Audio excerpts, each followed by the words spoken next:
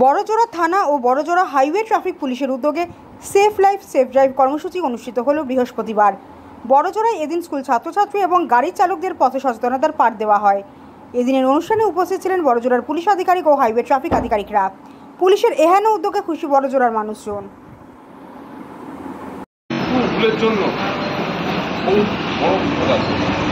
আচ্ছা তো কারণ আপনারা যে গাড়ি চালাচ্ছেন আপনারা সবসময় চিন্তা করে দেখবেন যে পেছনে আমার একটা ফ্যামিলি আছে, ফ্যামিলিটা অসহায় হয়ে যায়। কোনো গাড়ি তাতে বদমাশাল হোক, হোল্ডার হোক, নেশা করে গাড়ি দ্রুত গতিতে চালাবে, ঠিক আছে? মোটরসাইকেল যেটা চালাবেন আপনারা যেটা শুনে যাচ্ছেন আরও বন্ধু বান্ধবকে বলবেন।